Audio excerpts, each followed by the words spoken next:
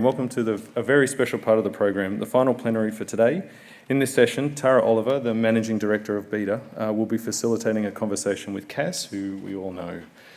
Tara and Cass will be discussing some cutting-edge developments in behavioural insights. And what's really wonderful is that it's round two. We get another chance to ask our questions of Cass. And please make the most of the opportunity, as he may not appear at a conference near us again for a while. So Tara and Cass, over to you guys. Thank you.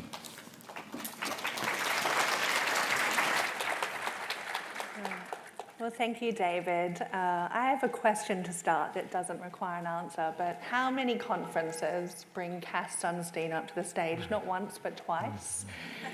And as David pointed out, I'm going to have a conversation with Cass first off. I've got a mix of fun questions and some serious questions.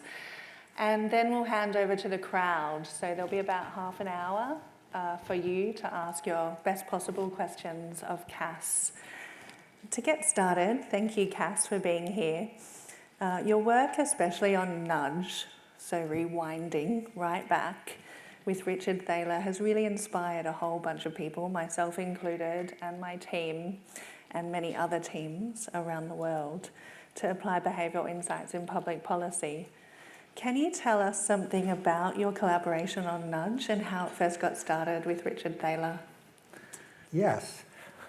So I was at the University of Chicago. We'll make this like a Grimm's fairy tale. There's a guy, young, full head of hair. He comes to the University of Chicago and he's surrounded by monsters. They're all extremely large and terrifying. And they're also really smart monsters, like extra human smart monsters. Can you see the fairy tale? And they're all going around chanting in a very loud voice, "Human beings are rational." Over and over again, the monsters are saying that.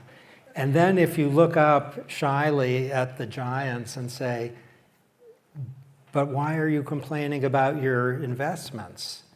And why are you getting divorced? And why do you have a problem with alcohol?" They look at you and they say, "People are rational." And it's very intimidating. So this is a true story. 1980s, and I was an English major and greeted their brilliantly articulated accounts, which were not just 3 words, with kind of a clueless skepticism. I thought they were wrong, but I didn't have an account of why. And at a certain point, I encountered Kahneman and Tversky's work, and it was like an explosion in the head. It was like a thunderburst. We'll make it more like Disney. The clouds parted, and there was Disney music. And around the time that I was absorbing this material, I got a call from Danny Kahneman, who asked me to collaborate. And around the same time, Dick Thaler came to the University of Chicago. And both of them became very good friends.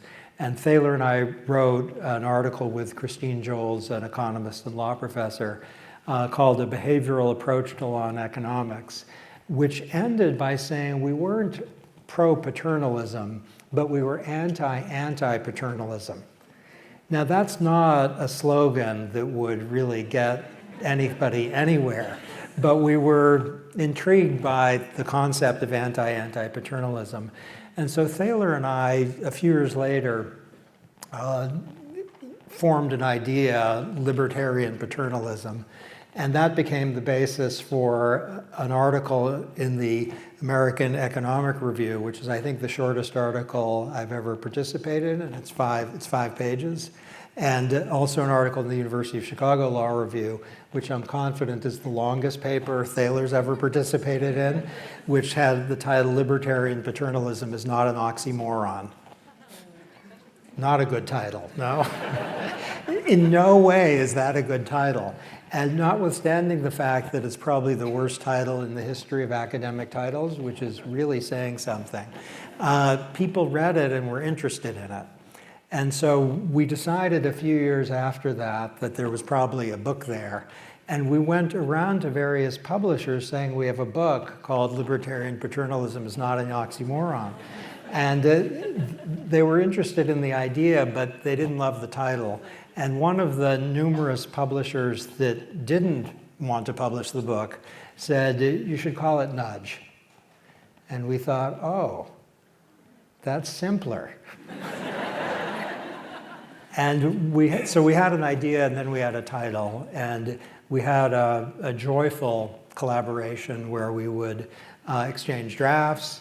I write quickly and with a kind of reckless abandon, and Thaler writes less quickly and with complete clarity and precision.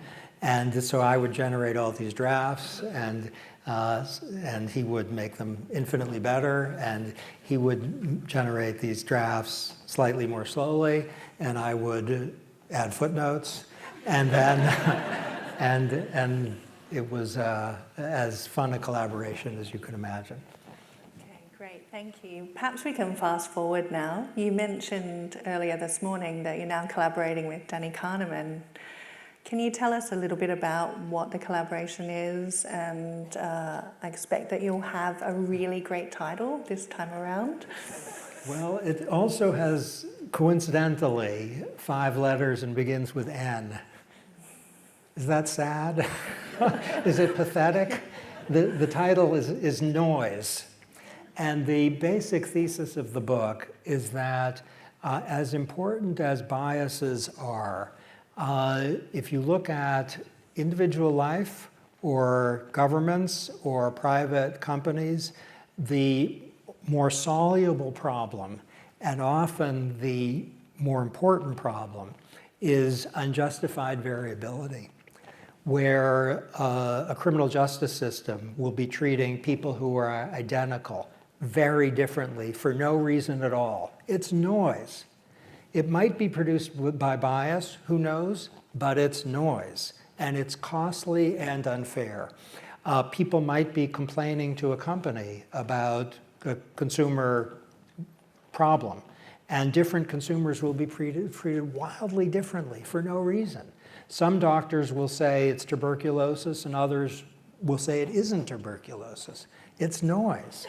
With respect to DNA and fingerprinting, where experts should be in agreement, not only are experts not in agreement with one another, expert A is in disagreement with expert A, in the sense that he or she will say one thing on a Tuesday and something different on a Friday with respect to fingerprints and DNA.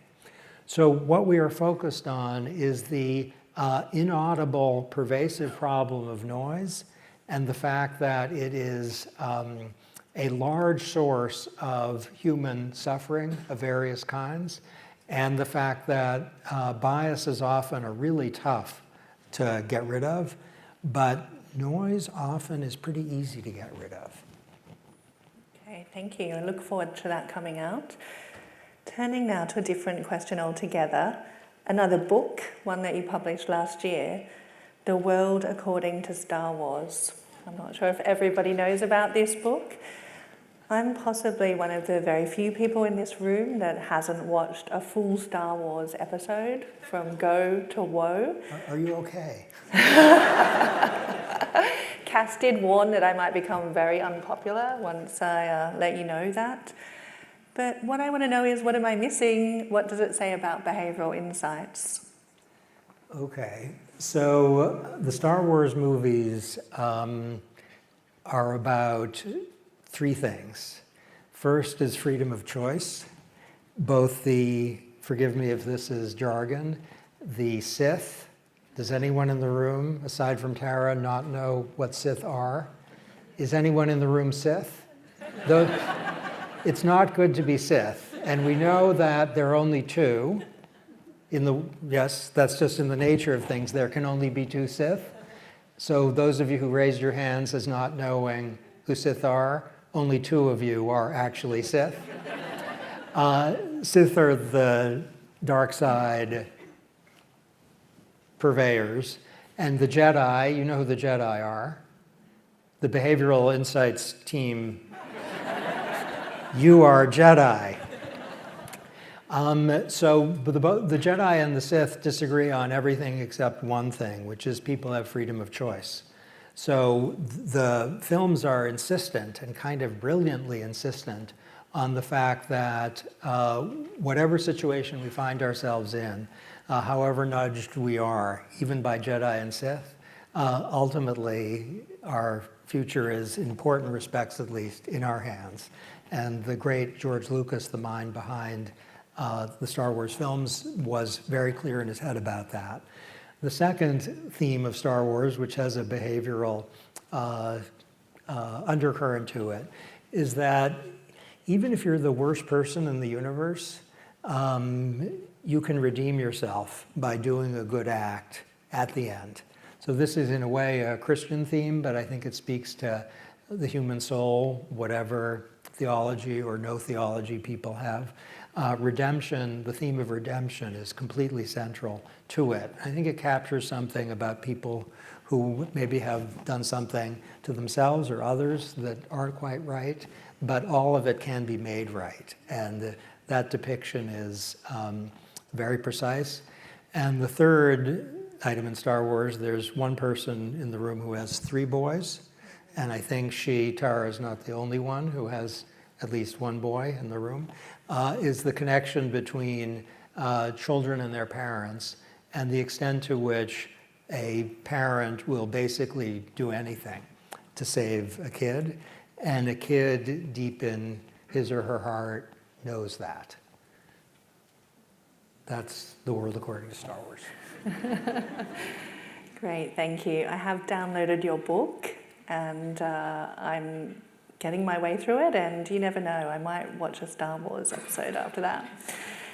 So I wanted to talk to you about biases. I think you were talking about how there are proliferation of biases, and we know some of them, or our shortcuts that we might use, our mental models, can be quite helpful because we need to navigate so many decisions and choices in any given day. If you were about to program a robot from scratch, what would you program into the robot? Well, it depends on what the robot is doing. If the robot is making predictive judgments, you would want no biases in the robot. The robot should be like an algorithm that's just going to be based on the best available data and predict accordingly. If the robot is interacting with human beings, other things being equal, I would program into it my Labrador Retriever's personality trait, which is she just believes everyone is good and treats them as if she believes they are just so good. And a robot that acts like that it can be a self-perpetuating, self-fulfilling prophecy. So there's some bad people where I live, like murderous killers, the worst people. And they meet my dog, and then they are saints. No, she's not that effective. There aren't really bad people where I live, at least so far as I know, but there is something about how kindness or goodness or a presumption of whatever can create itself. Now, I'm not sure if robots can do that, because everyone knows they're robots, but couldn't hurt. Okay, now I'd like to turn to a few themes that we're discussing at BX today and tomorrow. One of the themes that we've just come out of discussing actually is about second-generation nudges. So where do you see the field going? We know that the early field and early applied behavioural insights have really helped to get people to doctors on time, to save more for retirement. And of course, they're helping tremendously to prove the value of behavioural insights and help citizens.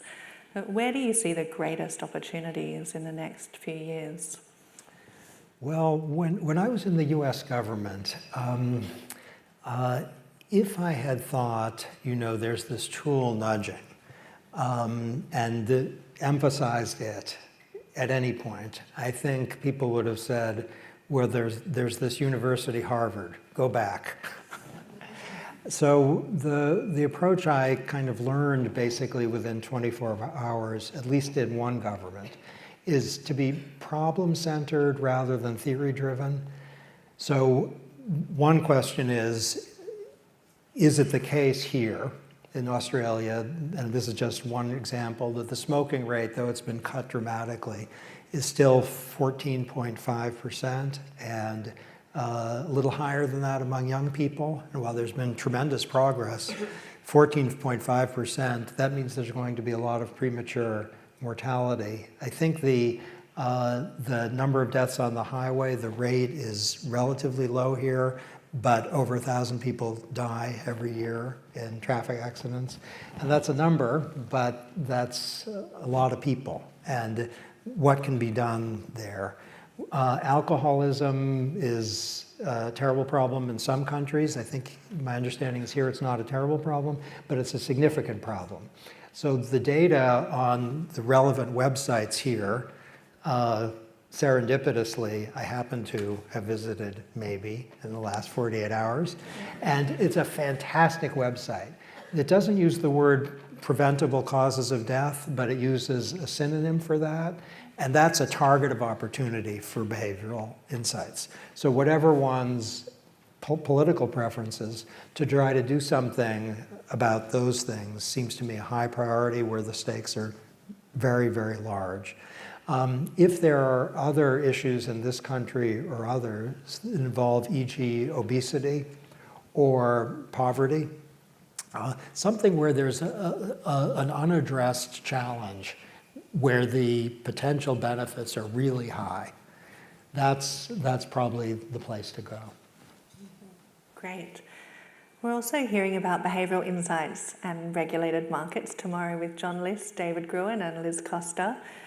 And one thing we've been wondering about is the durability of nudges when they're deployed into big regulated markets. And I bring to mind your Nudges That Fail article in particular, where you discuss incentives by private actors to deploy counter nudges and to neutralise the nudge of choice architects. I'd like to hear your thoughts on that, and particularly if you were to talk to somebody who is thinking about deploying a nudge, let's say in the energy market, to think about switching their bills, what would you say about the durability of that? And do we need to think bigger about the system of market design? Okay, great. There's a lot there. Okay, so let's take nudges that fail first. If nudges fail, there are, so far as we now know, two categories of reasons. One is that people may have a strong antecedent preference for an outcome, and though nudged, they will do exactly what they did before. So one of my favorite studies of the last 10 years, actually, it's really little and it's not famous, it's from the Netherlands, where what they did was to change a couple of grocery stores so that the healthy bread, is whole wheat healthy? Don't tell anyone I don't know the answer to that question.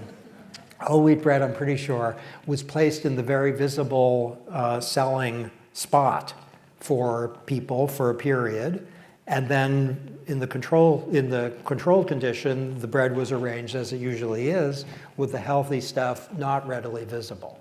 Now, the choice architecture prediction is that that nudge would be successful, and we'd learn, hooray, placement of healthy bread in the salient visible location drives consumer behavior. It had no effect, zero. People knew what bread they wanted, and they got it. And that's extremely instructive, that if people have a strong antecedent preference, they are not likely to be nudged, nudgeable, whether that's a happy failure or back to the drawing board, we need to know more. It may be a happy failure. Okay, the other reason a nudge might not work, as you say, is that if there's a counter nudge from the private sector or potentially from the public sector that undoes the effect of the nudge.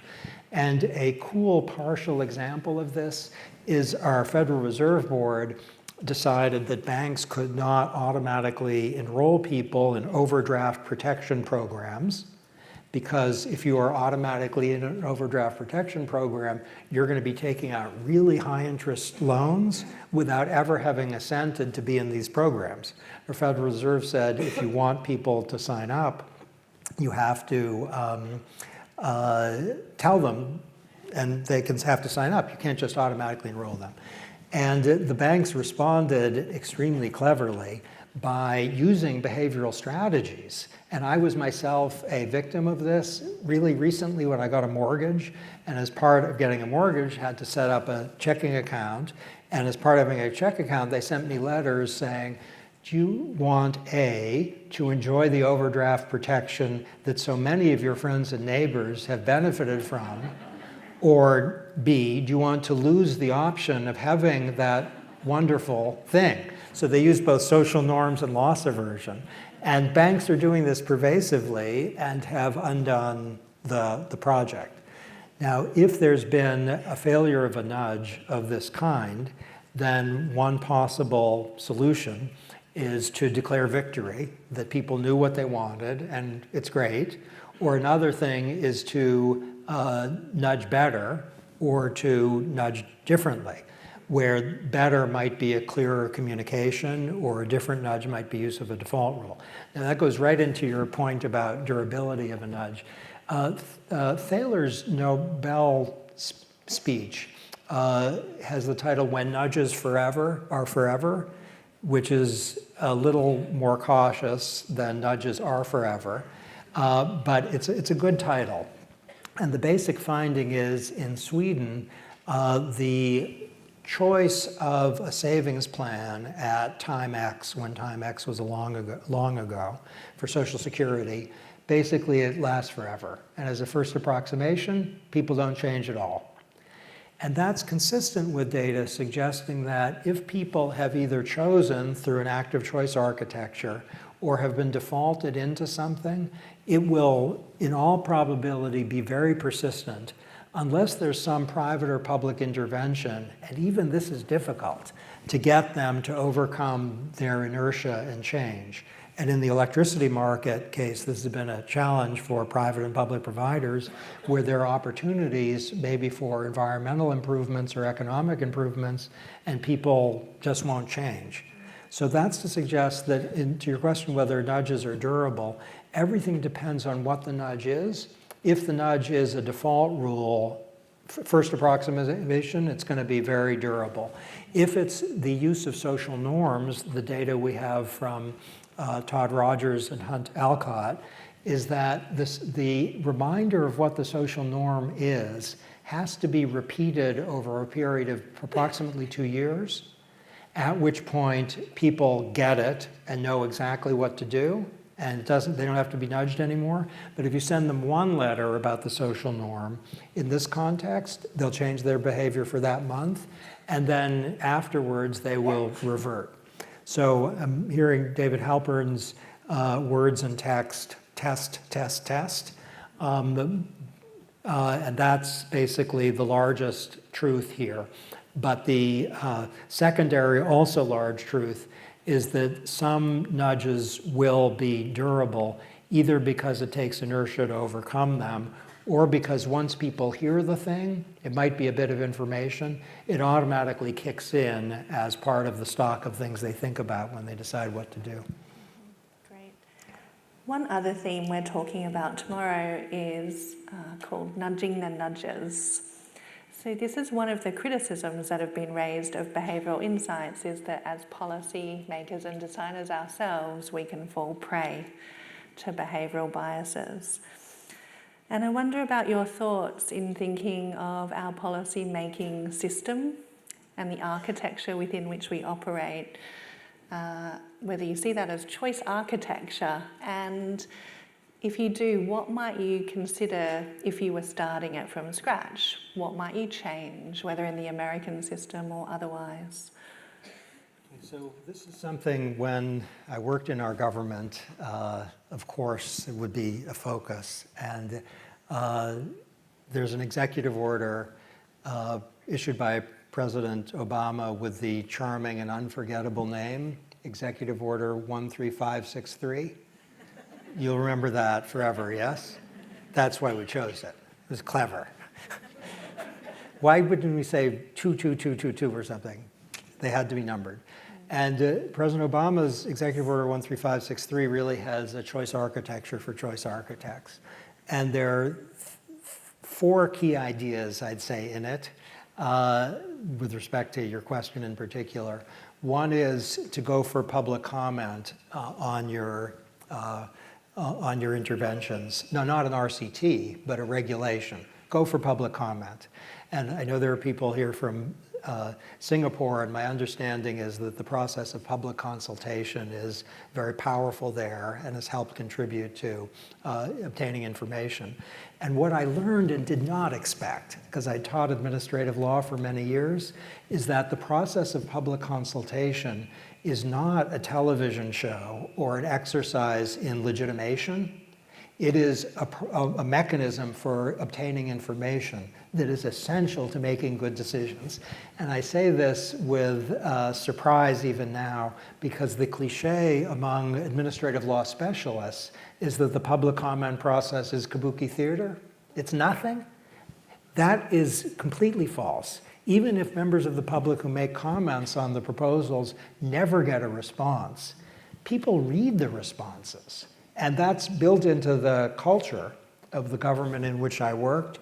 And that made fantastic and often extremely agitated, meaning people would debate and be concerned to get it right, readings of the comments and saying, they pointed this out, we were getting it wrong.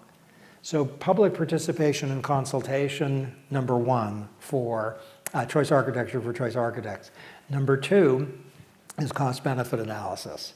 And nobody ever marched under a banner that said cost-benefit analysis now. But as a way of disciplining analysis of what interventions to do, that is, stands as the sibling to public participation, as a way of knowing whether it's a good idea. So you could have a nudge that'll increase significantly use of green energy. Is that worth it? What was the cost of the thing and what are the benefits?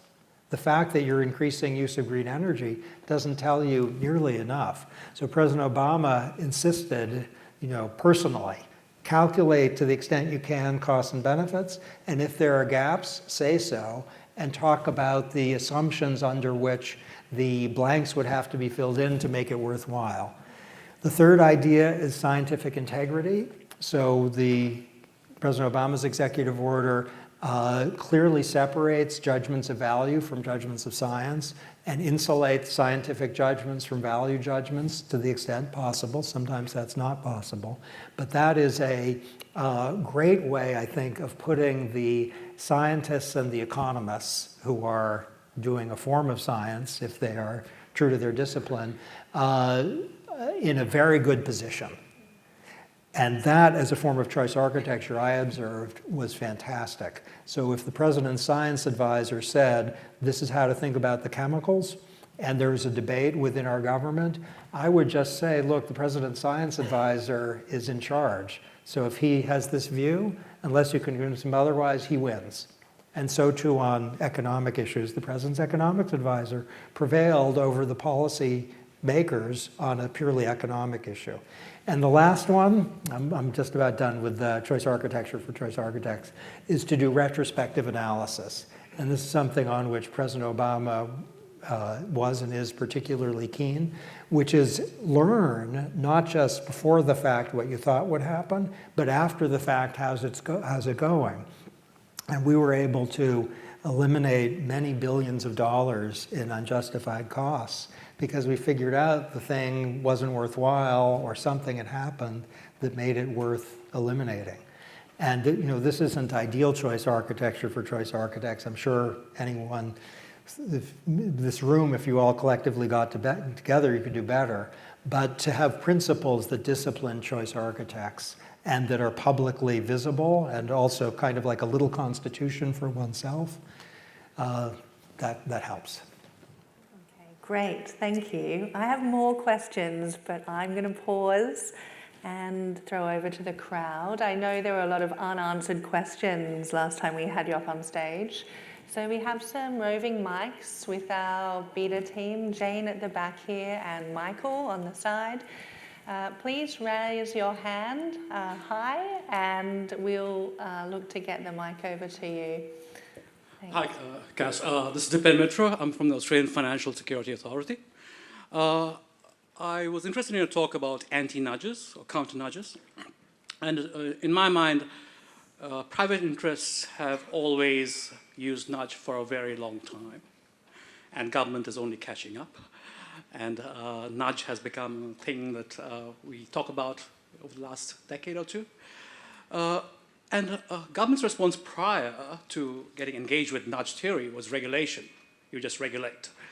So where do you see the balance to fall in the future between regulation and an anti-nudge campaign to balance out these interests? Okay, so suppose companies are nudging people to buy energy inefficient appliances or automobiles. The first line of defense is a policy that makes it clear to consumers what the economic benefits would be of the energy efficient or fuel efficient choice. And if that's clear enough, then it might work out. If the reason for fuel efficient or energy efficient vehicles or appliances is externalities, then it might be that a fuel efficiency or an energy efficiency requirement is justified on cost-benefit grounds.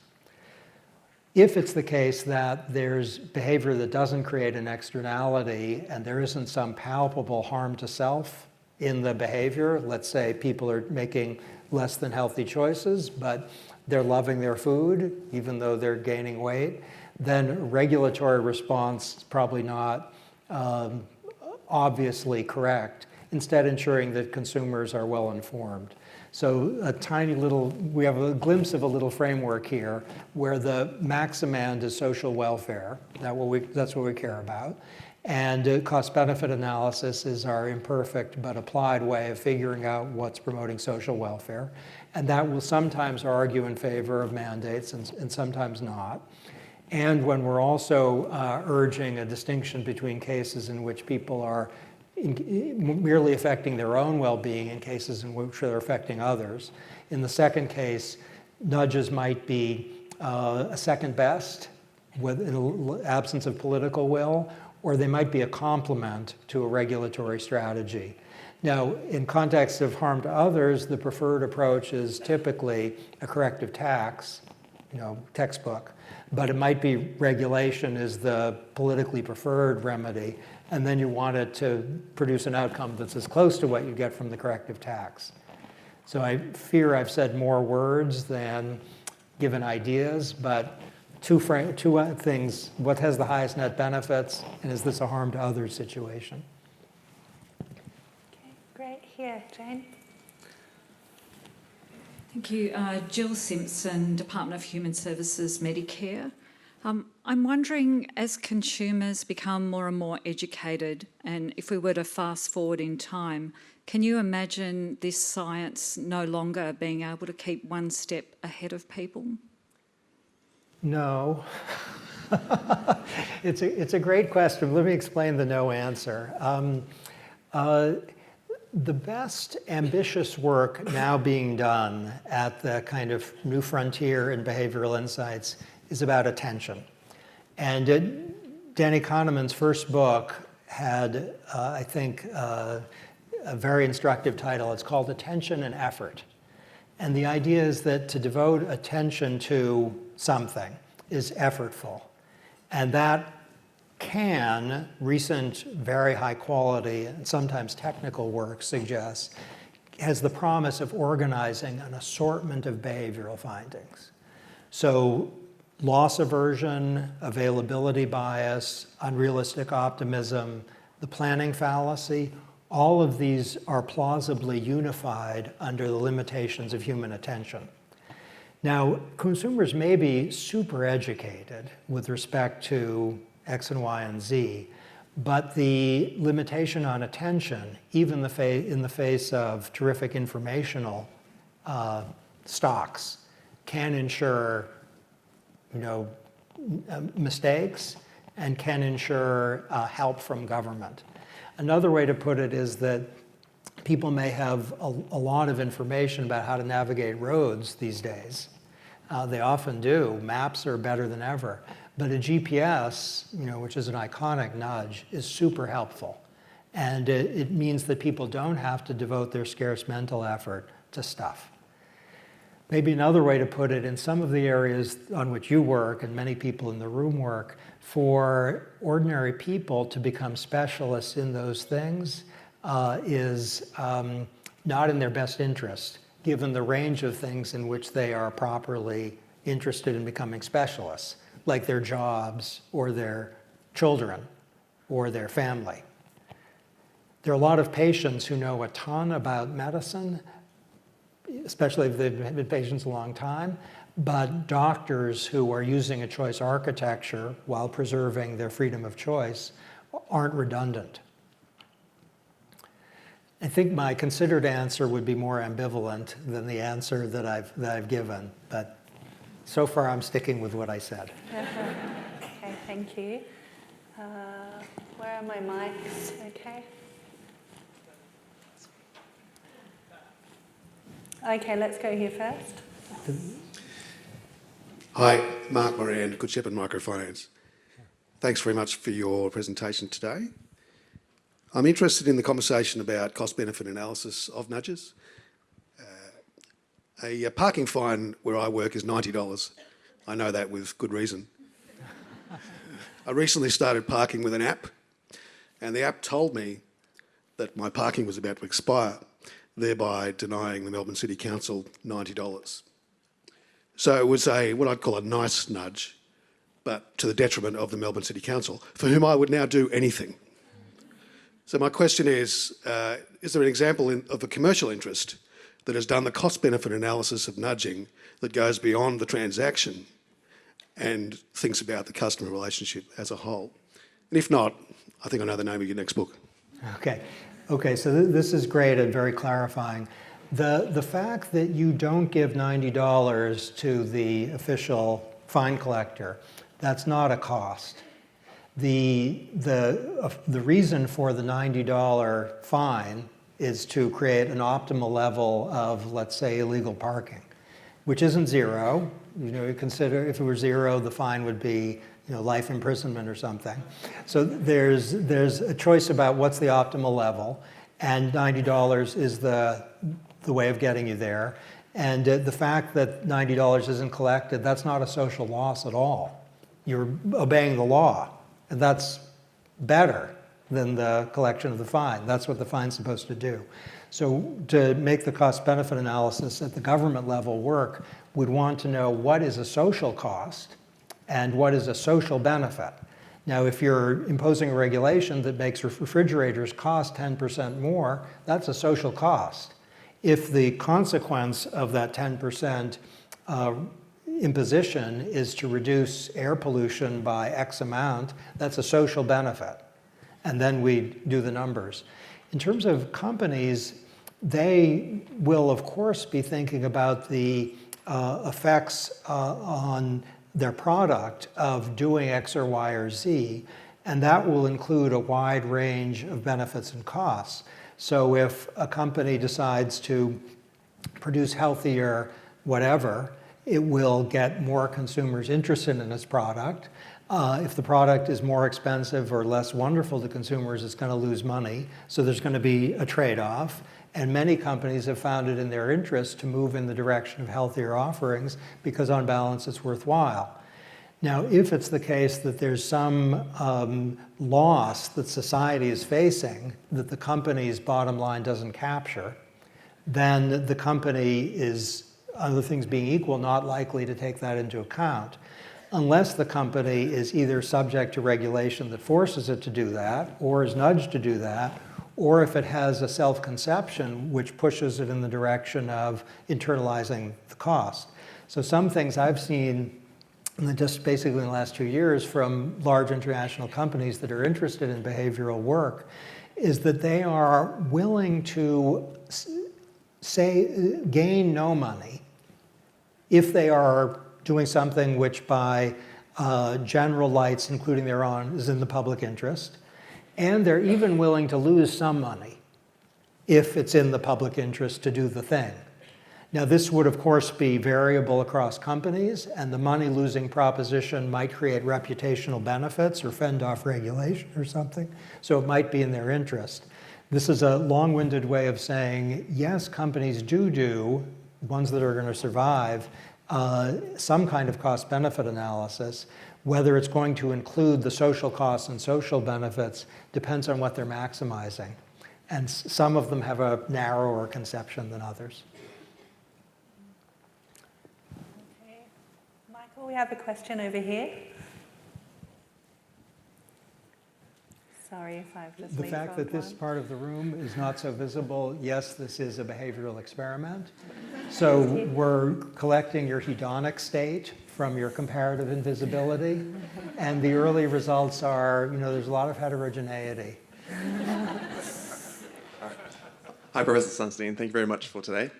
Firstly, on what you said earlier on in your keynote, this microphone is fantastic. It just hugs my hand nicely. Thank you.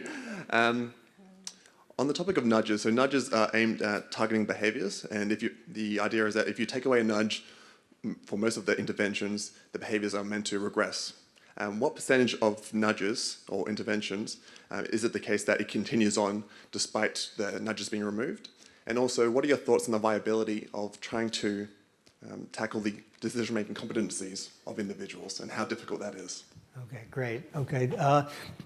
So on the first question, what percentage? I don't have a number answer to that. Bob Dylan, we had an early reference to Bob Dylan, but Bob Dylan was asked when he was, a protest singer, he was asked, how many protest singers are out there? And he said 137, which was complete random, suggesting that he had no idea. And so 137 is the answer, though that's not a percentage, or it's too high a percentage. I think the way into it would be very particularistic. So default rules are typically going to persist unless we have preferences on the part of the population which call for opt-out, as in the case of the whole wheat bread, or unless we have counter-nudging. With respect to information, the question is whether it gets in people's heads, so it's like a beacon to which they look in deciding on their behavior, or it's something which they need reminders of, and there's no abstract answer to that question. For social norms, the evidence we have, the best study we have, suggests that a capital stock does build up, but it takes a couple of years. So I think we'd want to go case by case with nudges. It's probably reasonable to think that the "Make It Easy" slogan that the UK government has internationalized, it's a fantastic slogan. There, if you make something easy, that will be a persistent behavioral changer, unless there's something that makes people want to choose the thing that it's hard to get, which would make it more like a default rule. So that's on the persistence question. What was your second question again? Improving people's decision-making competencies. Yes, okay, so this I feel, I'll tell you, I feel an ambivalence in my own mind about boosting, and I think it has three prongs, the ambivalence, which is probably less interesting to you than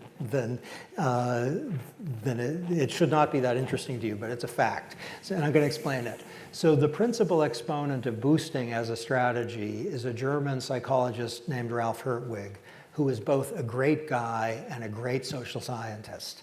So that's point one.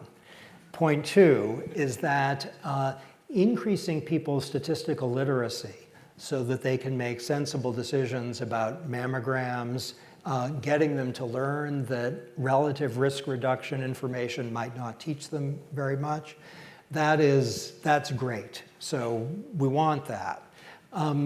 But, and here's the ambivalence, which is a challenge, I think, that might be met, and maybe some people in the room can meet it. Think of the 8 most serious public policy challenges that the Prime Minister of Australia or the United Kingdom or the Chancellor in Germany or President of the United States or pick your country faces, the 5 or 6. Then ask yourself whether boosting people's statistical literacy or teaching them the difference between relative and absolute risk reduction, or something generally in that domain is responsive to the challenge. Do you see the direction in which I'm going? Okay, cards on the table. You tell Chancellor Merkel, what are your 6 priorities? Let's teach people the difference between absolute and relative risk reduction. She will look at you as if, what? That's what we're going to do? Which is not to oppose teaching people about the difference between relative and absolute risk reduction. That's good.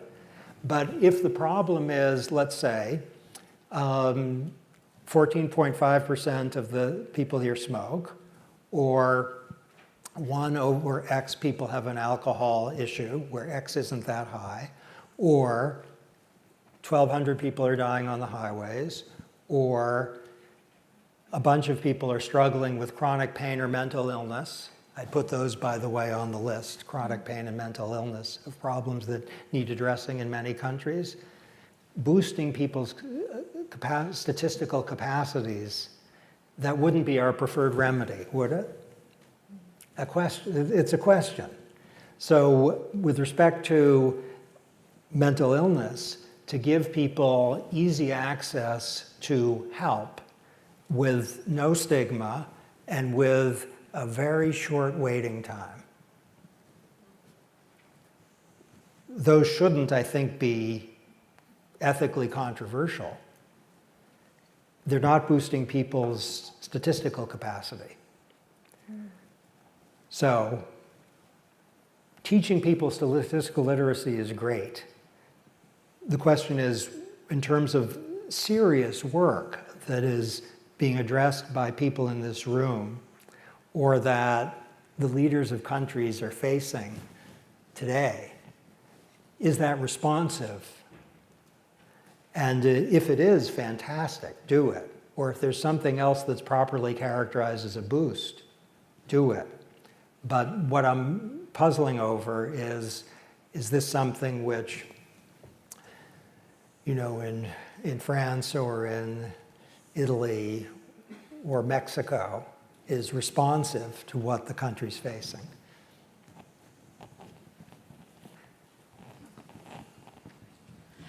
Hi, Cass. I'm Eva. I'm from the New South Wales Behavioural Insights Unit. Firstly, I want to say thank you so much for coming to this conference and more broadly everything that you've done to create a framework, I guess, to bring behavioural economics into public policy. My question is, you've obviously got a very successful long track record working with the US government in applying behavioural insights to public policy, and I'm curious what the current administration, what attitude they have to nudging. I know obviously the SVSD has been disbanded, but I understand that there's still aspects of their team that survive in other forms. I'm curious to know how prevalent they are in having influence in the White House at the moment. Great. So one thing, thank you for the kind words. One thing that is kind of the clearest thing in the last few years is that the range of creativity and initiative and sheer invention shown in Australia and Canada and Ireland and of course the United Kingdom, Germany too, the Netherlands is, you know, astounding and completely outdoes anything that I think anyone could have anticipated. And you know, we're all just getting started. So that's completely inspiring to see. Question again? Sorry, I'm focusing on that, and I've read the Australian report. So, and Yes, I'm curious to know what the oh, the Trump administration. Why did I blank on that?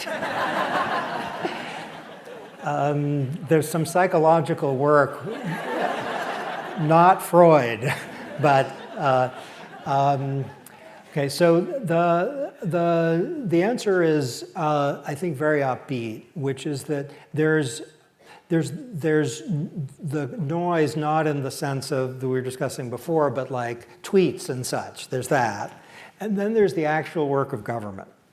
So the Trump administration recently reaffirmed strongly one of the most important public health nudges, that is the calorie labels. It went big for it.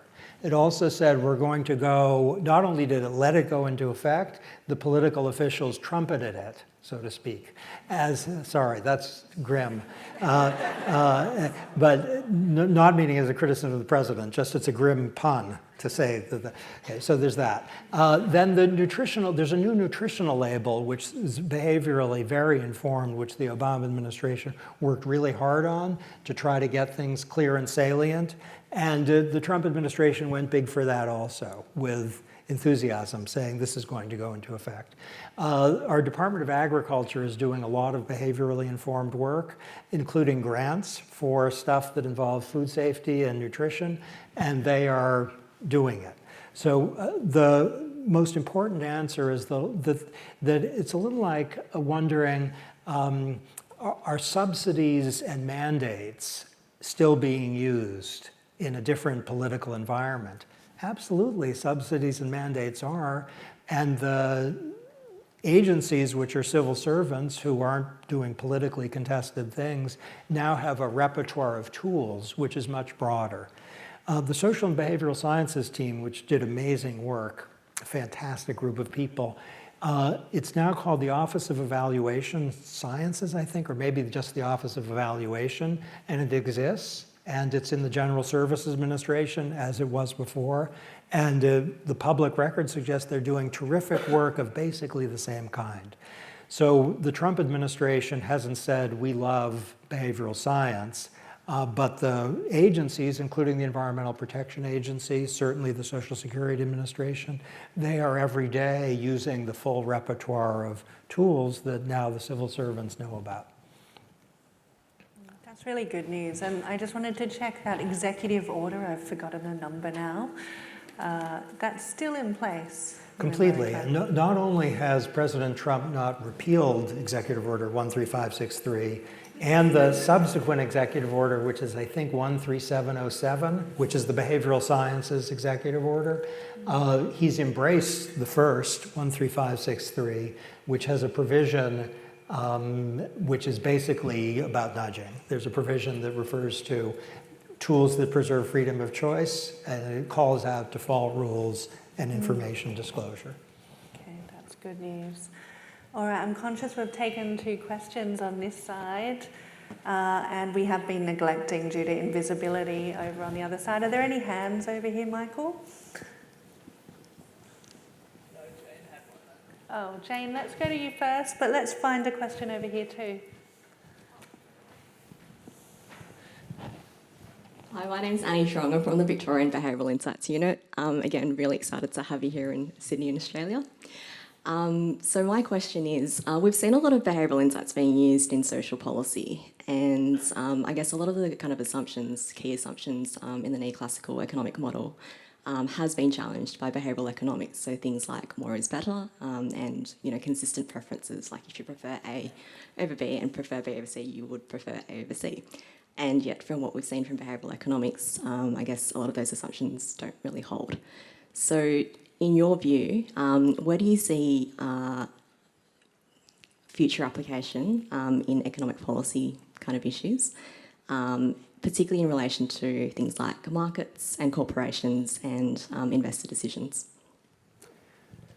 Okay, one area, it has to be approached gently, but it's worth thinking about and eventually probably doing something about, is the category that involves manipulation of consumers. So there's deception, and that's clearly outlawed in most countries by private actors. And there's lying. This product will prevent you from hair loss. I tried that. Didn't work. There's also manipulation. And some legal systems kind of sneak toward manipulation as an object of regulator concern under the name deception. And for some legal systems, manipulative behavior is sometimes called out as such. I would do this very cautiously because to allow markets to prosper and to allow innovation and different ways of formulating things in a free society is extremely important. But there are areas where the line between deception and manipulation is relatively thin. And to think about whether there's a behavioral bias which is being exploited to people's detriment is worth consideration. It may be that some of the things that have been done in the health context are actually about that. The UK announced, I think just yesterday, a child obesity policy of a quite comprehensive sort, and some of the things done there are maybe counteracting manipulation. Okay, great. Thank you, Michael. We have a question over on this side. Hi, Bill Simpson-Young from Data61. Thanks a lot for the approach to a Bill of Rights. I think it's a really good approach. I'm glad to see you doing it. I know it's just early days, but it'd be great to see how that develops. But I was a bit surprised by the first one on your list there, which I'm just reading from my notes. Nudges must be consistent with people's values and interests. Now, obviously not everybody has the same values or the same interests, and so, without doing massive personalisation so that every nudge is personalised, how can you actually ensure that nudges are consistent with people's values and interests when they're all different? Okay, it's a great question. So, and you're right to press on it. So, one thought is there are hard cases, there are easy cases, and then there are tough ones. And the hard cases, let's bracket for the moment. There are cases that are easy in the sense that if you ask people, is this consistent with your values or interests, there will be overwhelming support. And insofar as there's heterogeneity, it might be that can be handled by preserving freedom of choice or by personalizing the approach. So if people are asked, what do you think of calorie labels? It turns out that in numerous countries, I think it's unanimous in the something like 20 countries we've studied, a strong majority supports calorie labels. They consider it to be in their interests and consistent with their values. Insofar as there's minority disagreement, it's not clear that they're being hurt in any serious way by the calorie label. Now, I'm pausing over this because when the US government adopted calorie labels, I was involved in the proposal stage, not the final stage. I sent with excitement to my wife, the US government did the calorie labeling thing and applied it to movie theaters, and her response to me was 3 words: Cass ruined popcorn. Which was, in addition to being a devastating response, it was a brilliant response, and it picks up on your point, because some people aren't considering it in their interests because they don't get popcorn and they're enjoying the movie theater less, even though they're a little healthier. Nonetheless, the fact that there's strong majority support and the adverse effect on a small group is minor.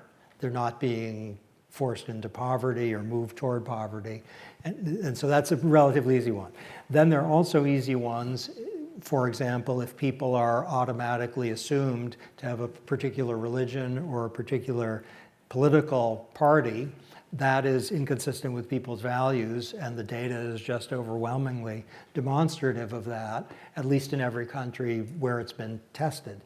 The hard ones, and you're rightly pointing to them, are where there's heterogeneity of a more troubling sort, if I'm being clear, than in the cafeteria case.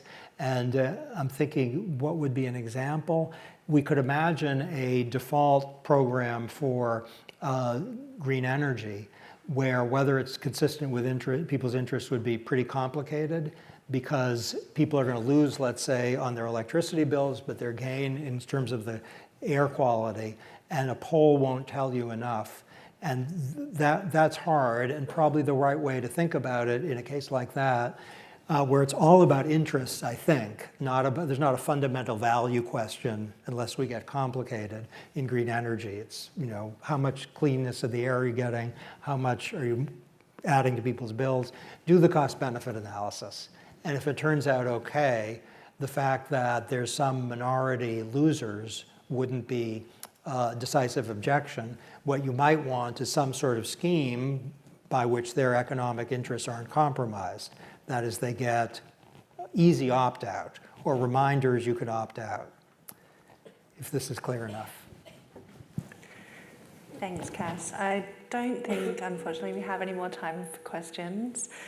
So I just wanted to bring this to a close and say that at the Behavioural Economics team of Australia, our mission is to apply behavioural insights rigorously to policies and programs for better outcomes for Australians. But we really care about driving capability uptake and cultural change across the public service.